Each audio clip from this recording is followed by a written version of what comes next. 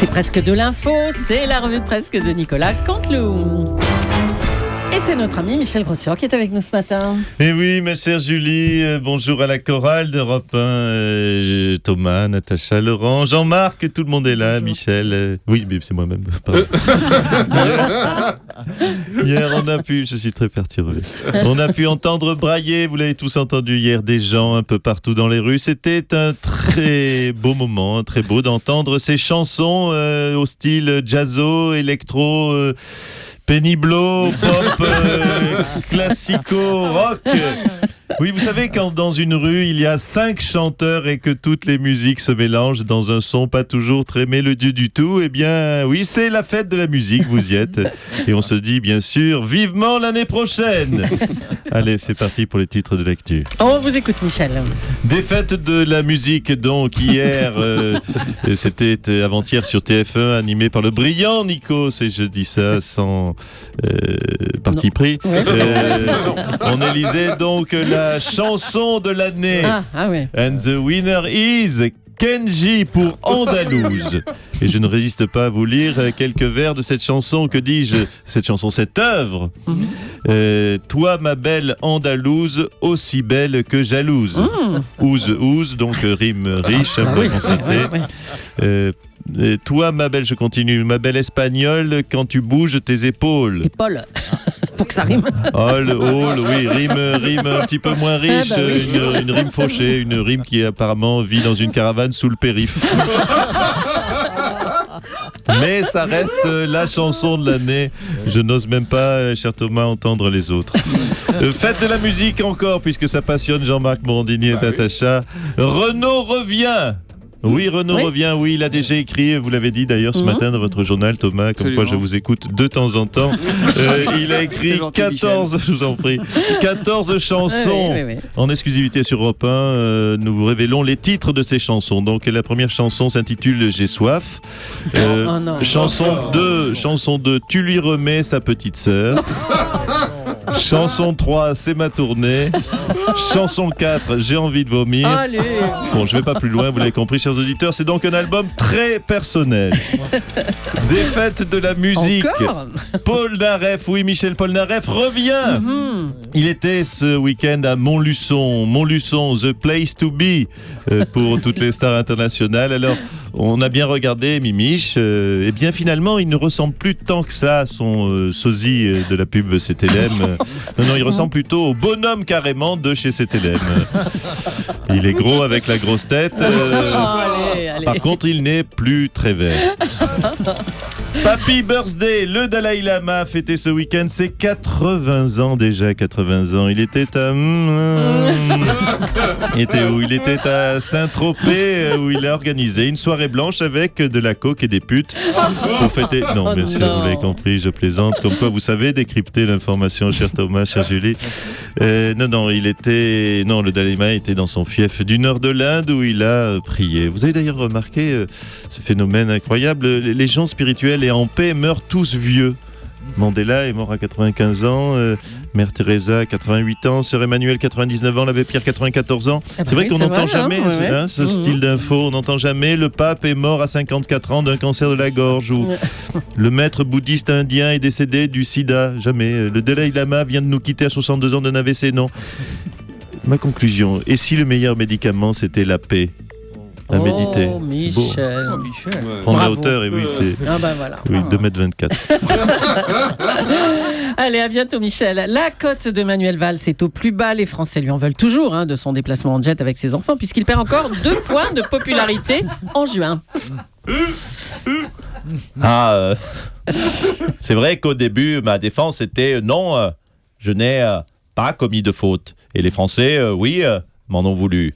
Du coup, oui, j'ai changé, je le dis et je vous le concède, ma version, et j'ai dit non, je n'ai commis aucune faute, mais je rembourse. Mais les Français, vous en voulez toujours, Oui, du coup, j'ai donc changé ma version et j'ai dit oui, j'ai commis une bourde et je rembourse et je ne recommencerai plus. Et je constate que les gens m'en veulent encore. Alors bon, oui, je le dis, j'ai commis une bourde, je ne recommencerai plus, je rembourse les 80 000 spectateurs du match et je me sépare donc de Kevino et Brandade. Attendez. Promis. Comment? Mais attendez, vous vous séparez de Kevino et Branda, de vos enfants? Cet après-midi, oui, je les colle dans un jet et quand nous aurons pris assez d'altitude, je les balancerai. Voilà, ça va? Est-ce que je remonte dans les sondages ou pas? Oula. On va pas m'emmerder 107 ans avec cette histoire, merde. Oh là là, on entend un avion là, vous êtes au salon de l'aéronautique du Bourget, mais Très simplement, dans mon jardin, c'est ma compagne Anne Gravouin qui a pris le jet pour aller chercher du pain. De baguettes pas trop cuites. Oh non, bah, c'est pas fini alors. Hein. Christiane Taubira fait de plus en plus entendre une voix de gauche discordante au sein du gouvernement. On va en parler avec le président de la République. Bonjour Monsieur Hollande. Bonjour. Là. Vous avez vu Juju au Mont-Valérien? Ah bah oui, oui. Elle était belle. Hein? Oui, on l'a vu. Mais attendez, moi je voulais parler de Christiane Taubira là. Hier en couverture Paris Match. Oui. Vous avez vu Juju en couve de match? Oui, Mais on c'est l'a fou, vu hein. aussi, oui. Le match, le journal de Valoche. Hein. C'est quand même bien joué. Ah bah oui. Hein. Quand on prend un peu de recul. Attendez, mais on croyait que vous ne vouliez pas communiquer sur elle, alors pourquoi ce revirement? Eh bien, pour deux raisons. Premièrement, parce que mon petit doigt me dit que Juju va devenir officiel, comme de par hasard, en 2017. Ah tiens. Vous savez, 2017, l'année où les gens ne paieront pas d'impôts. 2017, l'année où il fera toujours beau. 2017, où M. Morandini fera certainement 4 heures d'antenne. 2017, l'année où le chômage va baisser. 2017, l'année où la croissance va repartir. 2017, l'année où Renault va sortir un nouvel album. Ah ben non, Renault, c'est l'an prochain, c'est pour 2016. Écoutez, s'il est vraiment de gauche, Renault, il attendra 1 an pour sortir comme Juju. Hein. 2017, l'année où tout sera génial. 2017. Bon, mais vous Bonne avez... banane, monsieur Tossoso. Merci, monsieur le président. On ne parle pas la bouche pleine, Thomas. Monsieur Hollande, vous avez dit qu'il y avait 2 raisons à la sortie médiatique de Julie Gaillet. Alors, quelle est la deuxième? Oui, mais écoutez, parce que vous vouliez parler de Christiane Taubira qui m'emmerde avec ses idées de gauche et que finalement on a parlé que de Juju. Du coup. Voilà, on a C'était parlé la que deuxième d'elle. raison. Eh ben voilà. Merci, monsieur Je vous en Hollande. prie. Nicolas Sarkozy a créé la polémique ce week-end en comparant les On a migrants. le temps de parler de Nicolas Sarkozy? Oui. On va prendre le temps, hein, si vous voulez bien, d'accord? Le temps que Ah, vous monsieur n'aimez pas, s'autofile monsieur sa le banane. président, hein, qu'on parle de votre prédécesseur. Oui, c'est vrai que... Non, on y va, on peut Non, parler mais de je vous en Sarkozy. prie, je suis très Ah non, mais ouvert. d'accord. Il a créé la polémique ce week-end en comparant les migrants à des canalisations d'eau qui fuient, la fuite d'eau. Enfin bon, monsieur Sarkozy, vous regrettez ses propos, j'espère. Mais de quoi? De quoi, Mme Polonici, vous commencez à sourire dès que j'ouvre la bouche, je vois le parti pris de ce studio. Bon, bref, de quoi que nous parlons-on sur ce dossier? Arrêtons de grâce avec ces polémiques polémisantes. J'ai fait une comparaison. Certes un peu malheureux, je vous l'accorde. Mais franchement, vous ne croyez pas plutôt que c'est le chômage qui intéresse les Français, Mme Julie? Bon, parlons chômage alors. Quelles sont vos idées à vous pour réduire le chômage? Les chômeurs, je pose la question à M. Grossior, qu'est-ce que c'est? C'est quoi les chômeurs? Un chômeur, c'est très simple, c'est un moustique. Un moustique. C'est un moustique, il ne faut rien. Et il vous emmerde, il se nourrit en vous piquant. Mais quand il y en a un, ça va, M. Morandini. On l'écrase et on n'en parle plus. Mais quand il y en a 1000 des moustiques dans la pièce, quoi qu'on fait? Attendez, vous n'allez pas recommencer avec vos comparaisons. Hein. On va rester alors sur les migrants. Vous savez quoi, les migrants, moi, vous savez à quoi ça me fait penser? C'est comme les Roumaines sur les trottoirs. Oh là là. Hein? Et les Roumaines, c'est quoi? Les Roumaines, c'est comme les crottes de chien. Mais quand il y a... Mais oui, mais il y a bas. Mais quand il y en a qu'une sur le trottoir, ça va, la crotte, tu l'évites. Mais quand il y en a 1000 sur le trottoir... Mais je me pose la question, quoi qu'on fait. Écoutez, on va arrêter là. Où qu'on met ses pieds. Non, attendez.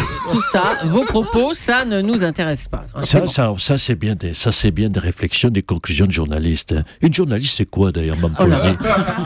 Une journaliste, c'est comme une chure de pigeon. Ah bah d'accord. Quand il y en a une qui tombe dessus, c'est la honte, mais ça passe. Mais quand il y en a 1000 qui vous tombent dessus, vous êtes dans une belle merde. Je vous dis des choses comme je parle. Je parle pas de trivial, mais les Français me comprennent. Eh ben d'accord. Merci, monsieur Sarkozy. Merci, monsieur. Je vous en prie. Nicolas Barré. Nicolas, vous êtes là? Nicolas, Nicolas, dis donc, on va revenir sur le problème du financement des retraites, sur un éventuel report de l'âge de la retraite. Vous en parlez à 8h10 dans votre édito écho. Oui, Thomas. Donc, 80% des Français sont inquiets pour leur retraite. 7% sont très anxieux et 1% flippent sévère. Alors je tiens à les rassurer ce matin, sur une classe d'âge, 15% seront décédés avant de pouvoir profiter de leur retraite. C'est un sacré soulagement. En plus, il existe des solutions optimistes comme des décotes proposées par le MEDEF qui permettent de gagner encore moins d'argent sur une retraite déjà misérable et qui concernent les jeunes cadres. Enfin, les jeunes cadres vieux vu qu'ils seront à la retraite. Et finissons, Thomas, sur une note gaie pour toutes nos retraités sans argent. Oui, vous aurez une vie misérable, mais quelque part, vous aurez un peu l'impression de passer vos vacances donc en Grèce. Le soleil en moins, bien sûr. C'était Nicolas Balbaré qui vous souhaite une bonne journée. À demain, cher Nicolas Malbaré, et à demain, Nicolas Canteloup, en direct juste avant 9h15 pour la revue de presse sur Europe 1.